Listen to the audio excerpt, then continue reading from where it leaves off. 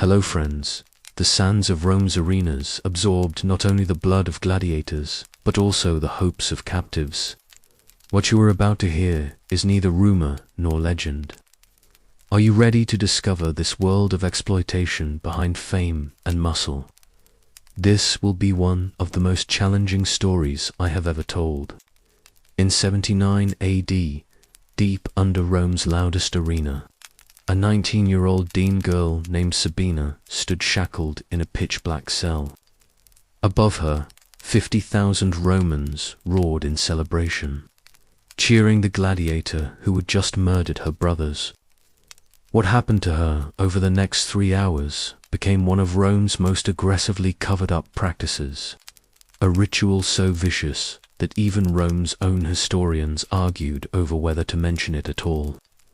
This is the story Roman senators tried to wipe from the record. The reward that turned a victor into someone who could do almost anything behind closed gates. Before we go into what unfolded in those underground rooms, hit that like button if you've ever wondered what actually happened after the crowd left. Subscribe, because once you hear this, you'll never look at ancient Rome the same way again. Comment below. Did Roman entertainment cross the line, or was this simply the brutal cost of empire?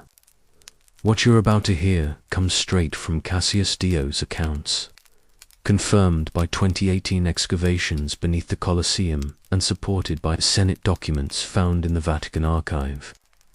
This isn't myth. These were the events Rome labeled as sport. The reality behind the arena of blood all across the empire in the 1st century AD. The Colosseum wasn't just a building. It was Rome's monument to dominance.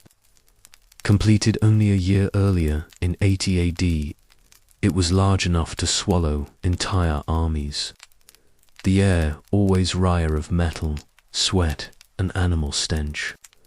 The arena floor wasn't covered in sand for decoration. It was there to soak up whatever poured out of dying fighters and wild beasts.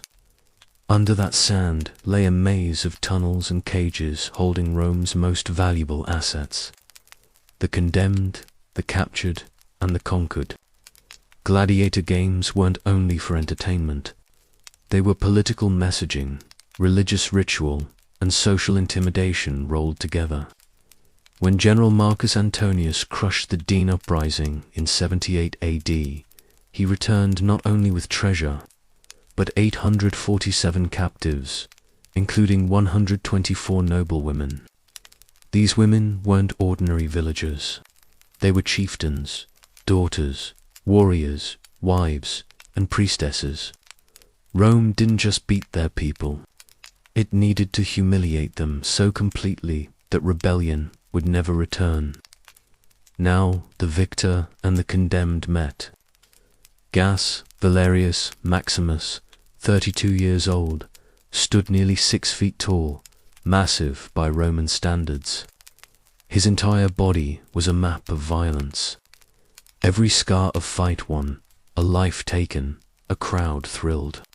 Born a slave after his father died in debt prison, he had spent 14 brutal years fighting to stay alive. He'd killed 89 men in official combat. His dream was simple: earn the wooden sword of freedom, the rudies. His worst fear: die anonymously, dragged away on meat hooks like hundreds before him.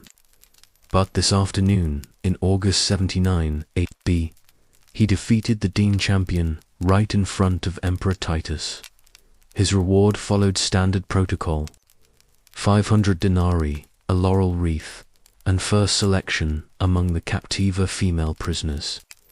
Sabina, with her dark Highland hair and pale Daean skin, stood among 17 other women in a holding cell. Before Rome burned her village, she was engaged to a warrior named Decebalus, killed by Roman troops 3 months earlier. Now she waited in silence, her world gone, her future erased. She wanted nothing except dignity and death. What she feared most was becoming entertainment for the crowd that had cheered her people's destruction. That morning, A guard informed her she'd been picked for the afternoon's event.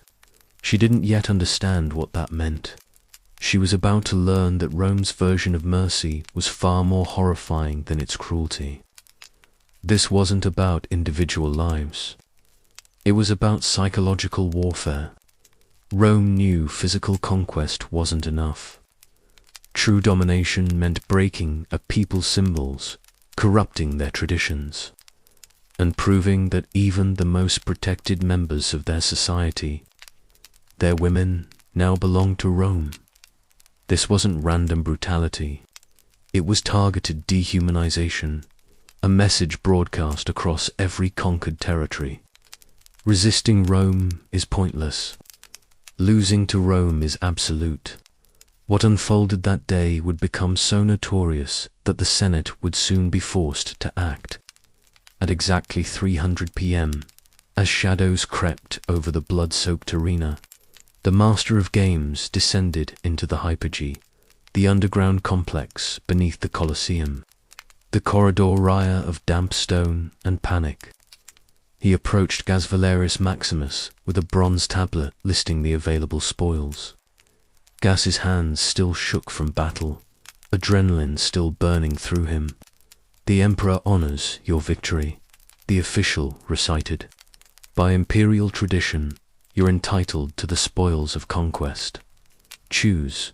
No one there knew this routine choice, repeated hundreds of times before, would spark a crisis, reaching the Senate floor within weeks.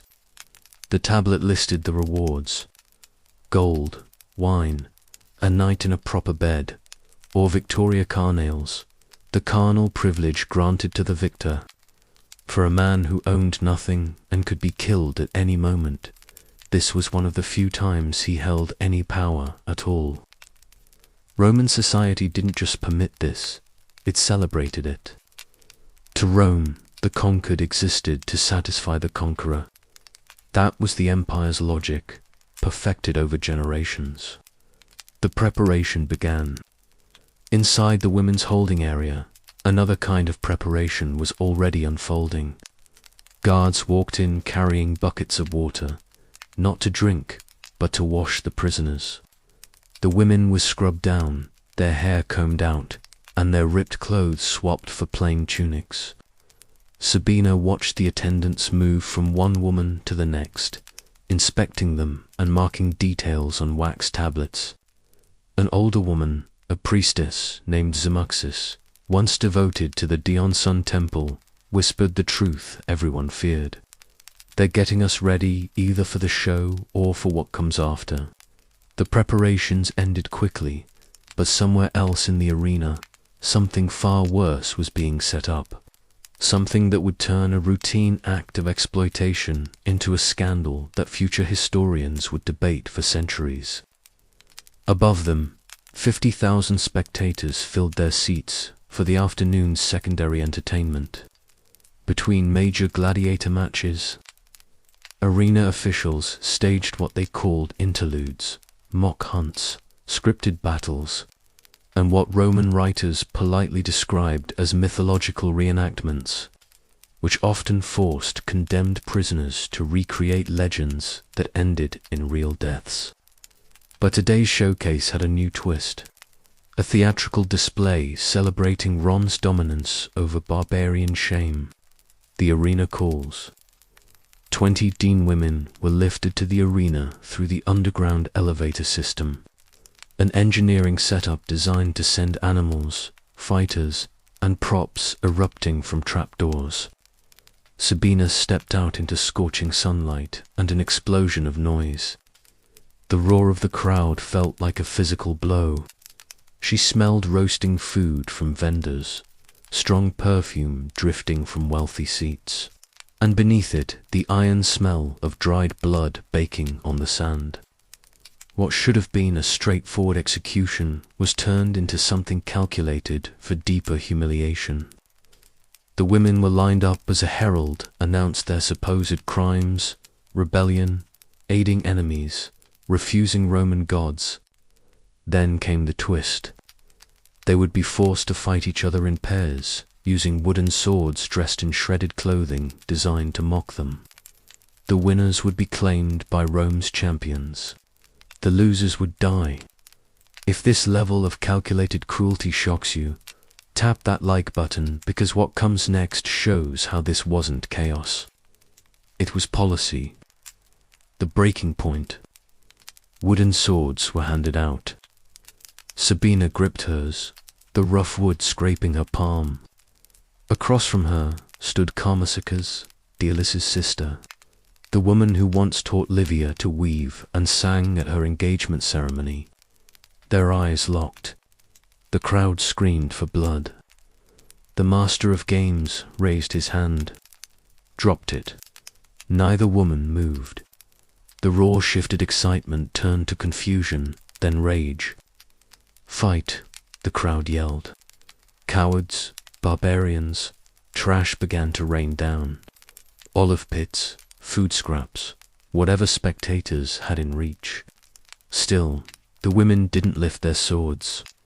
It was the only resistance left to them. Refusal. For 90 full seconds. The greatest empire on earth was publicly defied by two unarmed women standing still. Then the guards stormed in. The stage drama dissolved into real violence.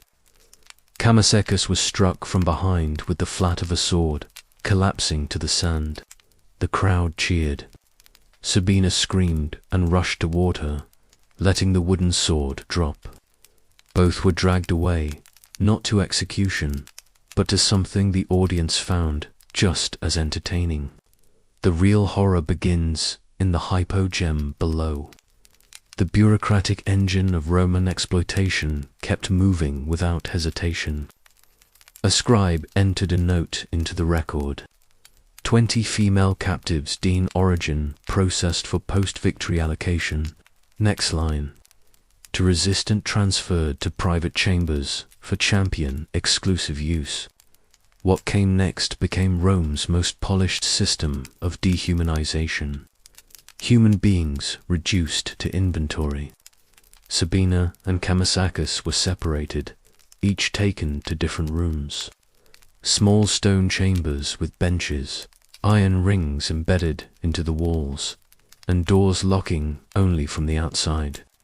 They were clean, organized, and terrifying precisely because everything was planned. This wasn't improvised cruelty. These rooms were part of the arena's design, just as intentional as the lion cages or gladiator lifts. At 4, Gas Valerius Maximus entered Sabina's chamber. The door opened, their eyes met. He was still in full arena gear. Someone else's blood stir across his chest. She was cornered against the far wall, drained, unarmed. Between them stood the full weight of Roman law. He had complete legal power. She had none. She was classified as spoils reward earned through killing. History doesn't tell us what Gas thought. Did he see a person? Did he see property? Did he question the system that turned him into both weapon and prisoner? All we know comes from a clerk's routine report. Not from either of them. Then the unimaginable happened. An act of rebellion. Gaz took off his helmet, set his sword aside, and sat down with his head in his hands. For 5 long minutes, he said nothing. Sabina remained frozen, bracing for violence that never came. Finally, he spoke in broken Dion, a language he had picked up from other captives. What was his name? He asked. Mine, she replied. No, the man they made you watch die. Disabilis. No, the one from today. She shook her head. He sighed. I killed a Dealus today. Could be family. Your people use that name often. What followed wasn't the assault Rome expected. It was a conversation between two people. The empire tried to strip of every shred of humanity. Gaz told her about his father, executed when he was 9. Sabina explained how her home was burned. 2 hours passed. Guards checked twice, heard voices, assumed compliance, and walked on. At 6 p.m., Gaius Valerius Maximus made the decision Rome would never forgive him for. He stood, walked to the chamber door, and called for the guard. "This woman is ill," he declared. "Infected, I refuse the allocation. Send her to the physician." It was the only loophole the arena system allowed. If a captive was labeled diseased, a gladiator could legally reject her and return her to general prisoner status. The lie was obvious. The guard recognized it instantly, but Roman bureaucracy ran on rigid procedure. Challenging a gladiator's choice meant paperwork, witnesses, and an inquiry. Accepting the rejection took seconds. And so Sabina was removed, taken to the medical holding section, her immediate fate. She still died 3 days later from a simple infection, the most common killer inside Roman captivity. The medical unit was overcrowded, filthy, and apathetic. The mercy that spared her from one horror delivered her directly into another. Gaius never saw her again. He fought twice more that month. He won both bouts, and he refused his rewards both times. The empire froze. Whispers spread through the gladiator barracks. Maximus had gone soft. Maximus had joined one of those strange Eastern cults preaching compassion. Maximus had been cursed by Dean witches, but the truth was simpler. He'd remembered what it meant to be human. Brahm's point of no return. On September 15th, 79 AD, Senator Quintus Aurelius Semicus stood before the Senate with an official complaint. His young nephew, a junior gladiator, had been beaten by his trainer for refusing the customary reward after victory.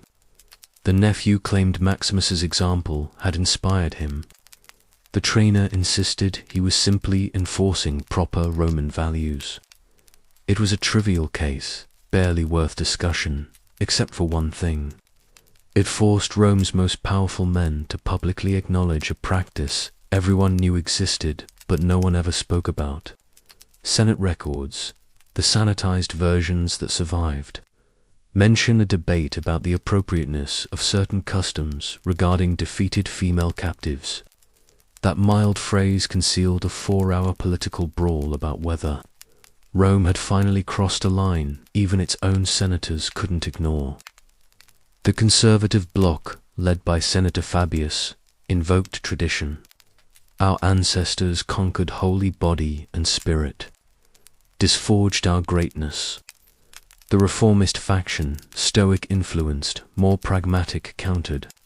We are creating martyrs. We are sowing rebellion. Dead rebels are gone. But traumatized survivors carry memories that fuel uprisings for generations. But the true trigger wasn't morality. It was political survival. 3 provincial governors had recently reported spikes in revolt, each referencing Rome's treatment of captive women as propaganda for resistance movements. These governors warned that Rome wasn't intimidating its enemies anymore. It was radicalizing them. The empire was harming itself. The law that shocked Rome. On October 1st, 79 AD, the Senate passed what historians later labeled the Lex Captivity, the law of captive women. Its terms were limited but unprecedented. Female prisoners of war could not be distributed as public rewards in the arena.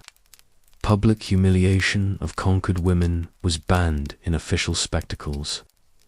Private exploitation still occurred, but the theatrical showcase of it was outlawed. Enforcement was unreliable. Many arena managers ignored it or created loopholes, but the principle stood. Even Rome had public limits. Ironically, the law did nothing to free anyone. It only removed the audience. 3 months later, Gaius Valerius Maximus finally earned freedom, not for kindness, but for winning 5 more consecutive bouts. His last recorded act as a free man was purchasing the freedom of a Dean woman named Damascus. The archives identify only her name. Historians strongly suspect she was the same woman who stood beside Sabina on the arena floor. Imagine Gas realizing that his single act of defiance saved one woman for a handful of days. Nothing more. It changed nothing for the thousands who came before, the thousands who would come after. The machine was too big, too profitable, too embedded in Roman culture. His rebellion was a raindrop falling into an ocean of blood. Imagine Sabina's final hours, dying from a preventable infection. Surrounded by other prisoners, the empire didn't even bother to document. Not one senator debated her death. Not one historian mentioned her name. In Rome's moral calculus, her suffering wasn't noteworthy enough to register. The tragedy isn't merely that Rome was cruel. Cruelty defined ancient warfare. The true tragedy is that Rome industrialized it, turned it into entertainment, standardized it with paperwork, supply lines, and architectural planning. A system so complete that people disappeared into it without leaving a trace except scratches on stone. In 2018, archaeologists from the University of Rome, led by Dr. Isabella Fortunato, excavated a forgotten section of the Eastern Hypogame. What they found never appeared on tourist brochures. A cluster of small chambers with iron restraints built directly into walls. Drainage channels cut into stone floors. Scratch marks carved by desperate hands. Pottery fragments used to transport water or food, remnants of bedding materials compressed by years of weight. Carbon dating confirmed the rooms were from the original 80 construction, meaning they were built intentionally, not added later. 6 bronze tags were recovered, stamped with the word Captiva, and dates spanning 79-82 AD, the exact years of the Dion suppression. These findings matched textual evidence. Cassius Dio's later writings described allocation chambers for conquered women. Seneca's earlier letters alluded vaguely to the practice without detail. Tacitus, normally graphic, was conspicuously silent, implying even he found it too repulsive to record plainly. Historians debate frequency. Some argue it was rare, reserved for major triumphs. Others point to the specialized construction, abundant evidence, and multiple sources arguing it was routine. The truth lies somewhere in between, not constant, but common enough to design infrastructure for. Romans treated gladiators like ancient celebrities, but with a dark twist. Elite women bribed guards to meet them. Engraved lamps and wall paintings show gladiators posing naked with weapons. Their sweat and blood were sold as Aphrodite. Some women even drank it as a fertility cure. The same society that worshipped these men also fed them into machines of death and rewarded them with human beings. Historical accounts describe nocturnal entertainments after major games, where wealthy patrons mingled with gladiators and slaves. Women captured in war were paraded as trophies, sometimes forced to reenact myths involving gods like Jupiter or Mars before being used as gifts. Prisoners forced to strip during triumphal parades. Victims tied to stakes to imitate myths before execution. Enemy queens paraded publicly before being handed to generals. None of it was accidental. It was a message to the world. Rome owns your past, present, and future. Gladiator games weren't random. They were part of the Muna. Obligations owed to the public. Patrons who hosted games had incentives to increase spectacle. Humiliation of captives became a selling point. The 19th century historian Theodore Messon called this Rome's most efficient machine of dehumanization. What he meant was simple. Rome didn't just conquer bodies, it conquered identity, memory, and meaning. The fact that we still debate these events today shows how deep the scars run. The 2000 film Gladiator barely whispered about this reality, hinting at it only in shadows. And modern scholars still argue whether discussing these practices exposes Roman brutality responsibly or simply risks sensationalizing it. But it matters because it shows exactly how a civilization can defend cruelty through laws, customs, and entertainment. Rome wasn't the only empire capable of horrifying acts, but it perfected the ability to normalize them, to turn violence into ritual and transform screams into crowd-pleasing spectacle. The deeper truth is this: the line separating civilization from barbarism has never been measured by marble temples, paved roads, or towering arches, but by how a society treats those with no power at all. Rome engineered aqueducts that survived 2,000 years, yet at the same time built chambers beneath its stadiums where human beings were violated as casually as props in a performance. Its brilliance and its moral emptiness existed side by side without contradiction. It also reveals how power distorts everyone it touches. Gas was both victim and tool.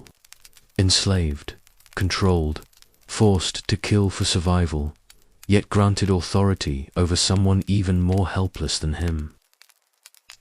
The system twisted ordinary people into instruments of cruelty and turned human suffering into entertainment when it should have stirred empathy instead of applause. It warns us about the danger of using tradition as moral justification. Our ancestors did.